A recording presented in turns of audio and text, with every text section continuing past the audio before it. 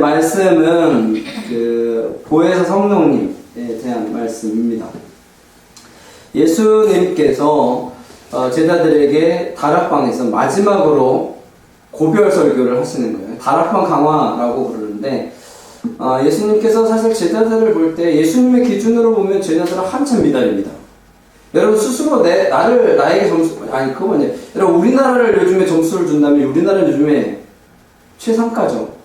그래서 상당히 높고 어떤 분들은 우리나라 올해 기준으로 보면 아마 세계 3위 될 것이다. 미국, 중국, 대한민국. 지난해 결과가 이제 일본이 7위고 우리나라가 9위였거든요. 전 세계 평가가. 생각보다 우리나라가 상당히 셉니다. 전 세계적으로 평가받는 게. 근데 3위로 올라갈 것이다. 올해는 다른 나라는 몰라도. 그 정도로 한국이라는 나라가 평가를 많이 받는데 여러분들 스스로 나에게 점수를 준다면 얼마 정도 될 것 같아요? 90점. 90점? 아 역시 이왕이면 100점 하지. 10점은 뭐야? 90점도 A인가? 91부터 A인가? 몰라요? 안 맞아서. 안 맞아서 모르는. 네.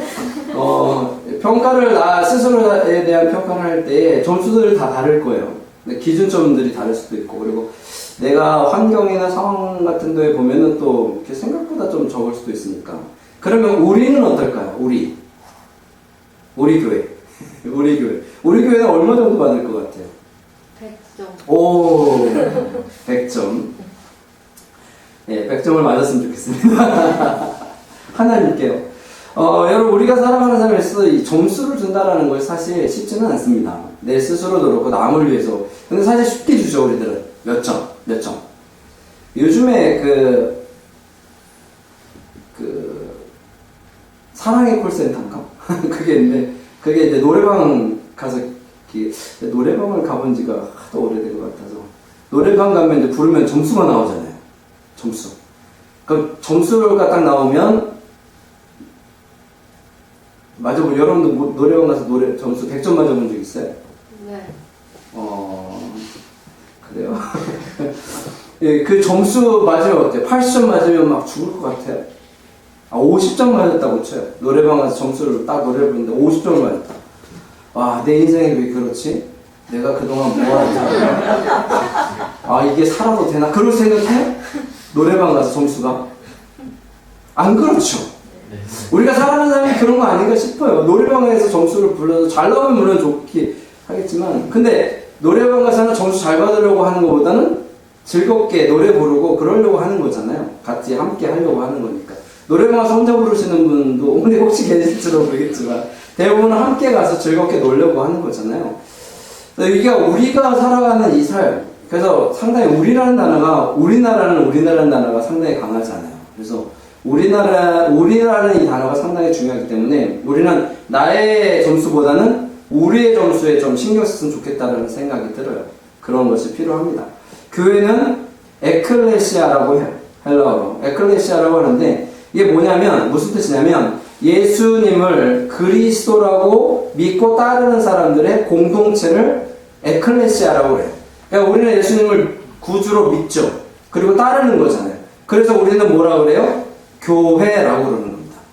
우리가 지금 있는 것은 건물, 그러니까 예배당, 교회당 이런 얘기를 하는 거고 교회는 사실 우리예요. 그러면 교회가 힘이 있다. 그러면 누가 힘이 있다는 거예요? 우리가 힘이 있다는 거죠. 그렇잖아요. 근데 우리는 작죠. 우리는 교회가 작은, 그래도 우리가 시작한 거에 비하면 벌써, 몇 배? 시작한 거에 비하면, 대단해요. 이게 배수로 치면 우리는 엄청난 부흥을 한 거예요. 짧은 시간에. 그렇잖아요. 그런데, 그리고 이게 우리가 사실은 힘이 있습니다. 그래서 교회는 우리라는 개념이 상당히 중요해요. 우리라는 개념. 왜냐면 내가 잘날 수도 있고 못날 수도 있는데, 사실 잘날 때는 별로 모든 일이 다 그렇잖아요. 내가 잘 나갈 때는 사실 그렇게 특히 문제가 없어요. 내가 잘 나가고 있는데 뭐 문제가 있겠어요. 기도 제목도 별로 없고, 그렇잖아요. 근데 어떨 때, 내가 힘들 때, 어려울 때. 여러분, 아까 우리도 찬양 이렇게 쭉 했지만, 찬양을 6곡을 하다 보면, 이 6곡 중에 한 곡에는 내 마음의 감동이 있어야 되거든, 사실은. 그런데, 그런 거예요. 우리가 살아가는 삶에 있어서 사실 다른 때는 잘 모르는데 어려울 때는 그것이 얼마나 중요하다는 것을 알아요. 그래서 이게 교회가 강하다는 것을 언제 알 수 있는? 어려울 때 알 수 있습니다. 지금 우리나라 이 코로나로 인해서 어렵죠. 교회 상당히 어렵잖아요. 근데 우리 교회는 상당히 강한 교회예요. 왜요? 어렵지가 않았다는 거죠. 근데 어려워요. 또 어렵지 않다는 또 괜찮네 그럴까봐.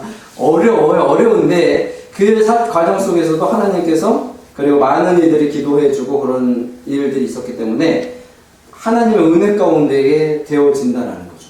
이러한 교회가 강한 교회다라는 거예요. 그래서 우리가 강하다라는 것은 상당히 중요합니다. 여러분, 우리가 강하면 내가 부족해도 전혀 문제가 되지 않아요.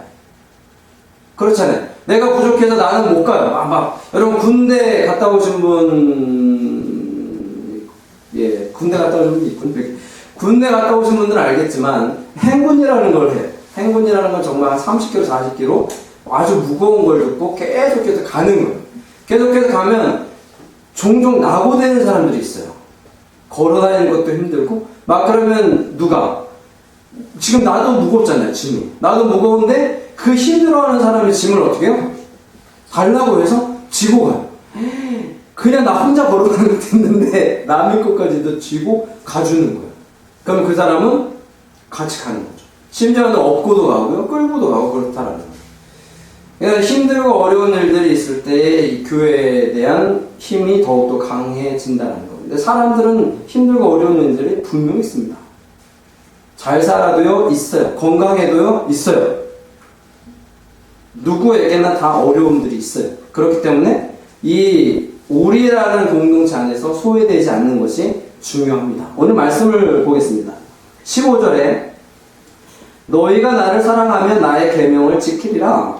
예수님께서 예수님의 제자들이 에게 그 위에 뭐라 그랬냐면 너희 12절에 보면 내가 진실로 너에게 이르노니 나를 믿는 자는 내가 하는 일을 그도 할 것이요 또한 그보다 큰 일도 하리 내가 아버지께로 갑니다. 너희가 내 이름으로 무엇을 구하든지 내가 행하리니 이는 아버지로 하여금 아들로 말미암아 영광을 받게 하려 하심이라. 14절에 보면 내 이름으로 무엇이든지 내게 구하면 내가 행하리라 그 말씀을 했어요. 그러니까 너희들이 나에게 무엇이든지 구하면 내가 다 해주겠다는 거예요.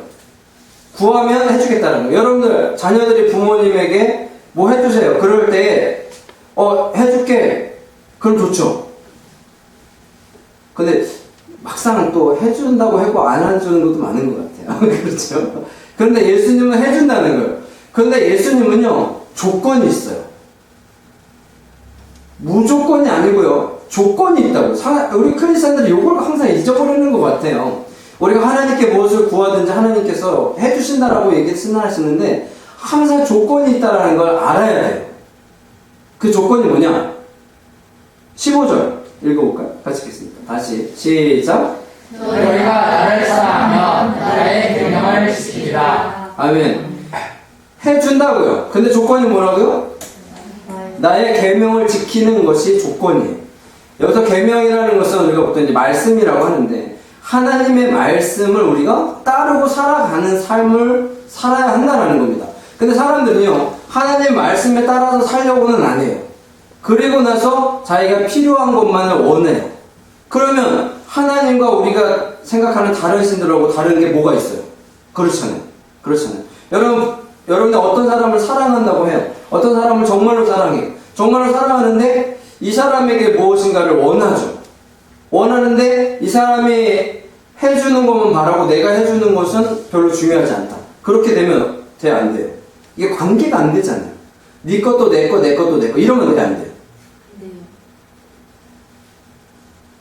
네 것도 내 거, 내 것도 내 거. 그럼 얘 거는 다 누구 거예요? 다 내 거죠. 이게 계산이 맞아요? 아니죠. 이건 아니에요. 네 거는 네 거, 내 거는 내 거잖아요. 근데 네 거를 나한테 주면 뭐예요? 선을 베푼 거잖아요.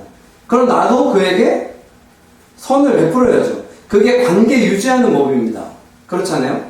관계를 유지하는 법인데 사람들은 항상 나 위주이기 때문에 다 내 것처럼 생각되는 거예요. 근데 심지어는 하나님도 그렇게 해요. 내가 하나님을 믿는다? 오늘 하나님을 믿는데 하나님에게 요구하는 것만 계속 요구해요. 그리고 우리는 하나님께 드리질 않아요. 그래서 우리가 대표적으로 드리는 것이 찬양이잖아요. 그러니까 하나님이 우리에게 원하시는 것은 그렇게 크지 않아요. 여러분들에게 가서 뭐 이래가지고 뭘 갖고 와, 뭐 이래서 뭐해 이렇게 얘기하시지 않는다라는 거예요. 하나님 말씀하시는 것은 다 그거예요. 세상 속에서 빛의 역할로 소금의 역할로 살아라. 이게 하나님의 말씀이에요. 단순하게 하나님이 우리에게 요구를 하시는데 무엇인가를 하나님께 바치기를 원해서 요구하신다 그러면 이거는 세상 신과 똑같죠. 다른 신들과. 근데 하나님은 그렇게 하시진 않아요. 요구를 하시긴 하는데 하나님을 위해서 뭘 요구하시는 것이 아니라 다른 이들을 위해서 하라는 거예요. 베풀라는 겁니다. 하나님 말씀은 다 그런 거예요. 나가서 싸워? 이겨? 죽여버려? 이게 아니에요. 나가서 베풀어 그들에게 사랑을 베풀고 나누어 그렇게 해서 무엇을 나타내라고요? 하나님을 나타내라고요. 우리가 크리스찬으로 세상 속에 살아가는 것들은 바로 그러한 역할입니다. 그래서 하나님은 그걸 원하시는 거예요. 근데 예수님의 제자들이 예수님을 따라다니기는 하는데 실제로 자신들이 무엇인가를 얻으려고만 하고 따라다니니까 예수님이 이런 말씀을 다시 하시는 거예요. 야, 너희들이 진짜 나를 사랑해? 그러면 나의 계명을 지켜 라고 얘기를 하는 거예요. 그것이 지금 우리에게 있어서도 상당히 중요합니다.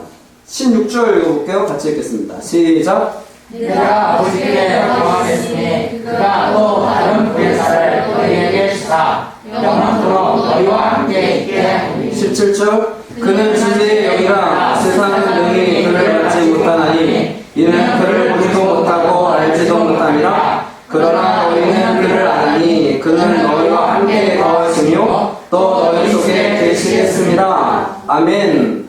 그래서 예수님께서 야 너희들이 나를 사랑해? 근데 예수님은 이제 떠나실 분이니까 그래서 누굴 보내냐면 성령님을 보내세요. 이 성령님을 뭐라고 그러냐면 보혜사라고 그래요. 보혜사라는 말은요 위로자, 도와주는 자 뭐 이런 의미가 있어요. 그가 뭐냐면 진리의 영이에요. 그 진리의 영이어서 이 성령님이 하시는 역할은 뭐냐면 우리를 보호해주고 인도하시기도 하지만 무엇을 하냐면 진리를 알게 해주는 역할을 한다라는 거예요. 그분이 함께 해주신다라는 거죠. 그럼 여러분들과 지금 누가 함께 하는 거예요? 성령님이 함께 하는 거예요. 우리가 예수님을 믿는다면 성령님이 우리와 함께 하시는 거예요. 그래서 우리가 살아가는 삶에 있어서 어떤 것을 깨닫고 어떤 것을 선택하고 어떤 것을 행해야 될지를 누가? 성령님이 알려주신다라는 거예요. 그래서 우리가 기도하고 말씀을 읽고 묵상하는 거예요. 그러니까 이 말씀을 우리가 듣고 살아가면서 아 이렇게 해야 되는구나 라고 하는 거예요. 누가 함께 있는다라는 것도 상당히 중요한 거예요. 여러분들 옆에 있는 사람이 여러분들 살아가는 공동체 안에 이러한 가운데 껄끄러운 사람들만 있다면 세상 사는 게 얼마나 힘들겠어요. 그렇죠. 여러분 사업을 해도 직장 생활해도 마찬가지잖아요. 여러분 직장 생활하는데 옆에 있는 사람이 맨날 트러블만 있고 맨날 어렵고 힘들어요. 그러면 직장 생활 할 맛이 안 나죠. 그럼 가정에서도 마찬가지예요. 맨날 트러블 있고 막 어렵고 그러면 가정에 있는 것이 어때요? 힘들어요. 불편하고 힘들고 그런 것들이 있기 때문에 하나님 성령님이 가르쳐 주시는 거예요. 어떻게 우리가 이러한 문제들을 해결할지에 대한 말씀을 해주신다라는 거예요. 그래서 우리가 세상 속에서 하나님의 말씀을 읽으며 살아가는 것이 그래서 중요한 겁니다. 그래서 중요한 거예요. 세상은 그냥 우리들의 마음대로 살아가서는 안 된다라는 거예요. 그래서 보혜사께서 우리들에게 가르쳐 주신다는 거죠. 그것이 있어요. 그리고 18절 내가 너희를 고아와 같이 버려두지 않냐고 너희에게 이르라. 그래서 고아라는 것은 뭐예요? 아무도 없는 거죠. 주변에 아무도. 그를 도와줄 사람이 아무도 없는데 성령님께서 그를 도와주시겠다라고 말씀하시는 겁니다. 성령님이 그 역할을 하는 거예요. 보통 믿음이라는 것은요 은혜 받은 만큼 잘한다. 믿음이라는 것은 은혜 받은 만큼 잘한다. 그래서 우리가 세상을 살면서 여러분 일주일 동안 살았잖아요. 지난 일주일 동안 살 때에 하나님께서 나에게 이러한 은혜를 베푸셨다라는 것을 느껴보셨어요? 네. 마스크를 써서 못 알아듣겠어요. 말씀하는데 우리가 이런 것들을 느끼면서 살아야 성장한다는 거예요. 세상 속에서 아무리 일주일을 내내 살아도 아무것도 없는 거죠. 빛도 없고 소망도 없고 감사도 없고 찬양도 없고 이런 상황들이 우리들에게 있어서는 안 된다는 거예요. 그래서 이것을 우리가 끊으려면 성령님이 함께 하시다라는 것을 인지하고 성령님은 함께 계시는 거니까 성령님 함께 여러분 힘들잖아요. 그러면 그냥 성령님 도와주세요 그렇게 얘기하세요. 다 듣고 계시니까. 그리고 여러분 어떻게 나갈지 모르면 인도해 주세요 라고 그냥 하는 거예요. 듣고 계시니까. 여러분 안 보이니까 뭐 하는지야 그럴 수 있지만 여러분 분명히 하나님은 우리를 지키고 계시기 때문에 성령님께서는 그것을 해주시는 거예요. 우리가 그러한 삶을 살아갈 때 느껴지는 거죠. 성령님이 함께하고 계시다는 것을 우리가 느껴야 세상 속에서 그래도 조금이라도 조심하며 살지 않겠어요? 전도하다 보면 예전에 교회 다니다가 이제 쉬시는 분들이 사실 견도하기 진짜 힘든 이유 중에 하나가 뭐냐면 그분들이 세상의 맛을 알아서 그래요. 세상의 맛을 알면요 이게 교회 오는 게 정말 힘들어요.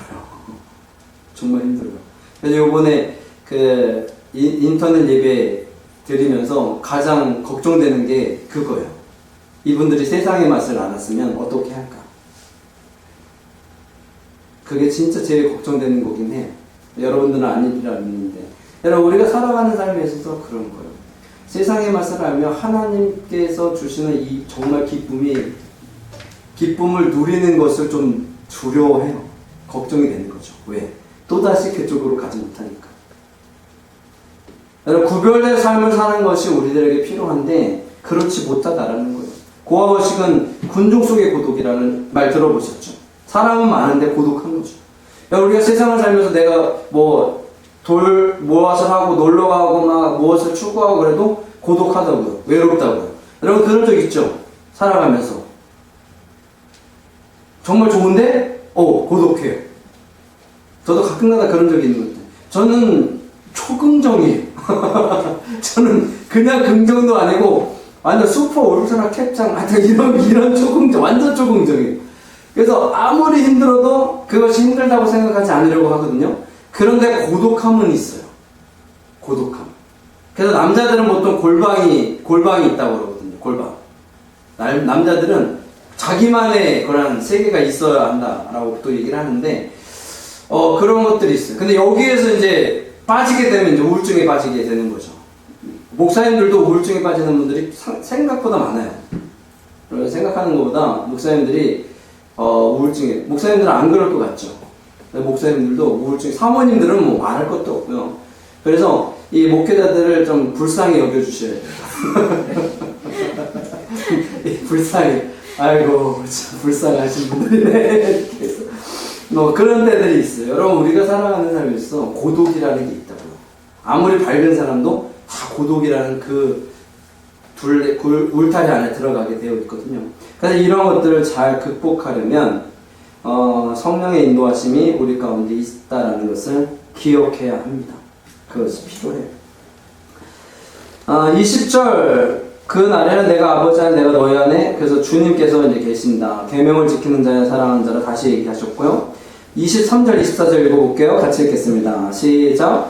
예수께서 대답하여 이르시되 사람이 나를 사랑하면 내 말을 지키리니 내 아버지께서 그를 사랑하실 것이요 우리가 그에게 가서 거처를 그와 함께하리라. 나를 사랑하지 아니하는 자는 내 말을 지키지 아니하나니 너희가 듣는 말은 내 말이 아니요 나를 보내신 아버지의 말씀이니라. 아멘. 신앙생활 하시는 분들 크리스천들이 되면 좀 헷갈리는 것 중에 하나가 이 단어예요. 신학적인 용어인데 삼위일체. 삼위일체. 이 삼위일체가 뭐냐면 하나님과 성령님과 예수님이 하나다라는 거예요. 이해가 안 되죠? 1 더하기 1 더하기 1은? 1. 3 아닌가? 1 더하기 1 더하기 1은 3이죠. 1 더하기 1 더하기 1은 3인데 1 더하기 1 더하기 1이 1이라는 거예요. 그래서 이건 말도 안 돼. 그래서 우리가 항상 하나님, 예수님, 성령님을 한 분이라고 얘기를 하거든요. 그래서 원래 이 세 분이 하나 하시는데 성령에는 그런 얘기들이 많아요. 이 세 분이 하나인데 역할이 좀 다른 거예요. 역할론이 달라서 원래 하나님이 하나님이죠. 원래 하나님인데 이 하나님이요, 이 땅을 창조하셨잖아요. 근데 이 세 분이 같이 창조를 하신 거예요. 같이 창조를 하셔서 인간의 죄를 졌어요. 인간의 죄를 져가지고 이 죄를 용서해줘야 되잖아요. 그래서 제사를 드렸어요. 제물을 드리는 거예요. 제물을 하나씩 잡아가지고 이렇게 드렸는데 이게 너무 번거롭고 계속 해야 되니까 하나님께서 은혜를 베푸셨어요. 아, 이거를 한 번에 끝내자. 그래서 한 번에 끝내자라고 하나님께서 생각하셔서 인간의 죄잖아요. 첫 아담의 죄로부터 시작을 했기 때문에 그 인간의 죄이기 때문에 인간의 죄는 똑같이 동일한 존재가 해결을 해야 된다. 그래서 하나님이 인간을 보내신 거예요. 근데 인간을 보내시면 만약에 죄인된 인간이라서 죄인된 인간을 구원하는 게 좀 그렇잖아요. 그래서 하나님께서 죄가 없는 사람을 보내신 거예요. 그러니까 하나님께 죄를 없는 사람을 보내시려니까 새로운 존재가 필요한 거죠. 그래서 보내신 분이 누구예요? 예수님인 거예요. 그러니까 예수님이 십자가에 달려 돌아가심으로 뭘 하셨어요? 모든 인간의 죄를 한 번에 사하신 거예요. 보통 이러면 아멘 그러던데. 예, 모든 인간의 죄를 사하신 거예요. 그래서 예수님이 필요한 거죠. 그러니까 예수님이 이 땅에 오셔가지고 이제 다시 부활하시고 오시면서 예수님은 다시 가셔야 돼요. 원래 자리로 가셔야 되는데 예수님이 가셔야 되는데 예수님이 떠나면은 또 이 자리에 또 누군가가 있어야 되잖아요. 그래서 예수님이 승천하시면서 제자들에게 그 수많은 무리들에게 내가 가는데 이제 누가? 성령님. 그래서 원래 구약시대에는 하나님 직접 개입을 하셨어요. 그러다가 신약시대에는 예수님이 오셨다가 이제는 누가? 성령님이 오셔서 이제 도와주신다라는 개념이에요. 그래서 하나님과 성령님, 예수님과 성령님은 한 분이신데 그들의 역할에 따라서 그러한 일들이 필요했기 때문에 하나님이 그렇게 나뉘었다라는 건데 요거는 그냥 이렇게 짧게 설명할 시간은 아니고요. 훨씬 많이 해야 되는데 일단 여러분들에게 오늘 처음 오신 분들 있으니까 그렇게 설명을 해야 이게 말이 될 것 같아서 제가 말씀을 드리는 거예요. 그러니까 예수님이 그러네. 내가 너희 안에 거고 너희가 내 안에 거인데 이제 하나님에 대한 말씀도 하시고 성령에 대한 말씀도 하시니까 복잡하잖아요. 그러니까 때로는 그냥 하나님 얘기하셔도 되고 하나님이 도와주셔서 아니면 예수님이 도와주셔서 아니면 성령님이 도와주셔서 해도 상관없어요. 상관없어요. 아, 이때는 성령님을 써야 되고 이때는 예수님을 써야 되고 이때는 하나님을 써야 되고 그럴 필요 없어요. 그냥 하나님이라고 하셔도 되고요. 예수님이라고 하셔도 되고요. 성령님이라고 하셔도 상관없어요. 그래서 좀 쉬운 게 뭐냐면 주님이에요. 주님. 주님은 그냥 구원자이시니까 그냥 주님으로 한 번에 통틀어서 하는 것도 좋긴 한데 상관없어요.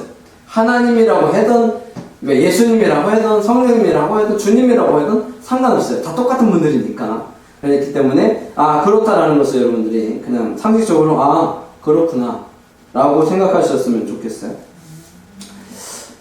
그래서 얘기하신 것이 사람이 나를 사랑하면 내 말을 지키리니 여기서 나는 예수님이잖아요. 내 아버지께서 그를 사랑하실 거요. 내 아버지께서 또 사랑하신다고. 그리고 나서 이제 25절부터 보혜사 성령님에 대한 말씀을 또 더 하시는데 그래서 그러한 이분들이 그냥 같은 분이다라고 그냥 생각하시면 되고요. 그렇게 하면 돼요.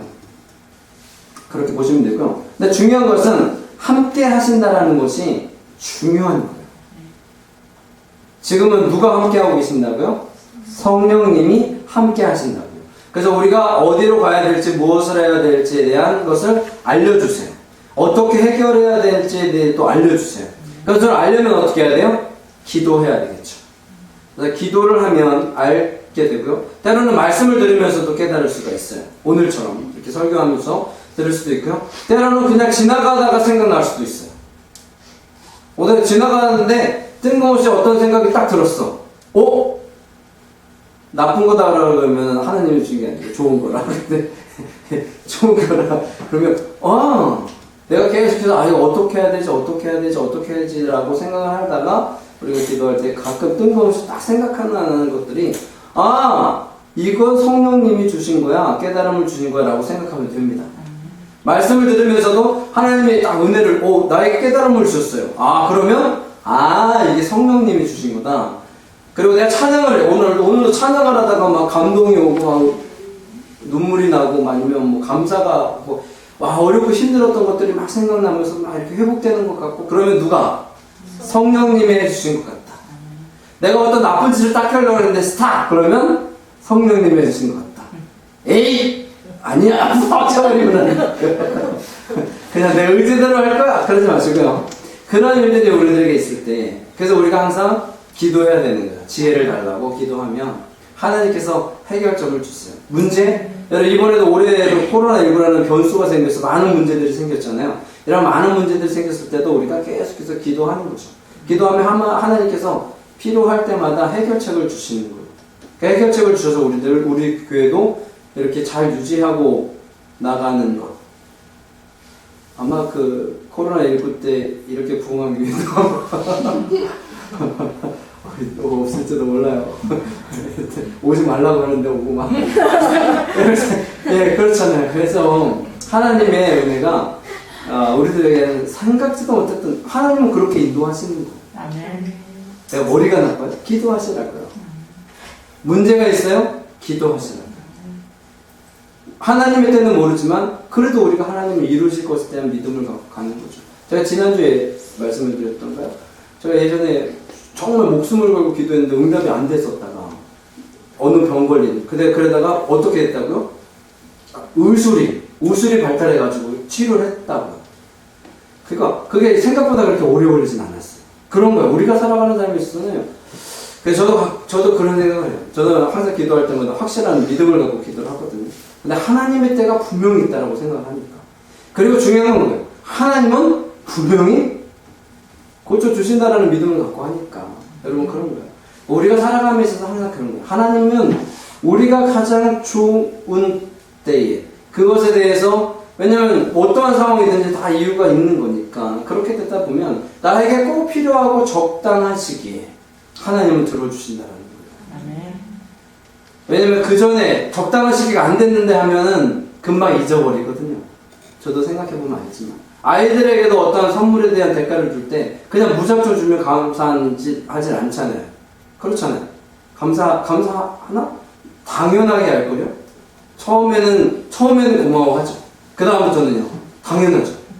아니, 아빠가 선물을 사줬는데 감사도 안 해요. 왜? 당연한 거죠. 아빠가 해주는 게 당연한 거 아니에요. 우리 딸들은 해준 게 별로 없어요, 지금. 주면 감사하죠. 그 때를 잘 맞춰서 줘야 되니까. 여러분, 그런 거예요. 우리가 살아가는 삶은 항상 그렇습니다. 여러분, 우리가 힘들어한다고, 어려운다고, 고통스러워한다고, 걱정한다고 해결될 일이 아니에요. 여러분, 하나님께 맡기고 갑시다. 하나님께 맡기고, 여러분, 찬양이 기쁜데 굳이 힘들게 찬양할 필요 없잖아요. 지금 아직은 마스크를 써서 우리가 내가 빠른 거 할까 말까 하다가 해보니까 또 하시는 것 같아 보니 오늘 왜냐면 5월부터는 해야 될 것 같아서요. 지금 벌써 몇 달을 저희가 그래서 그런 거 여러분 기쁨의 모습으로 살아갑시다. 삶은 어려울 수 있어요. 힘들 수 있어요. 깜깜할 수도 있어요. 안 보일 수도 있어요.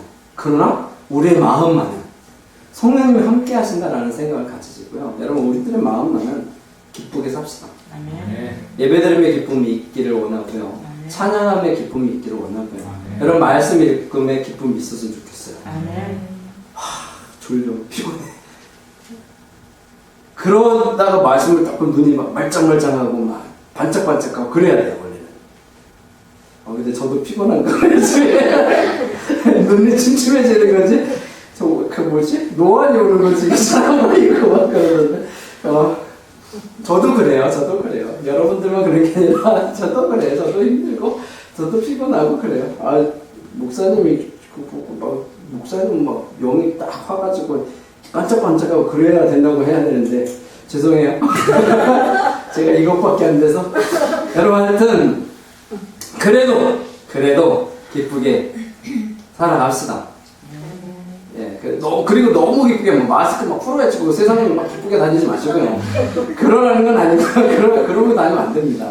내가 오늘 갔는데 막 찬양 막 하면서 돌아다니면서 할렐루야 그러면서 마스크 벗고 다니면 큰일 납니다.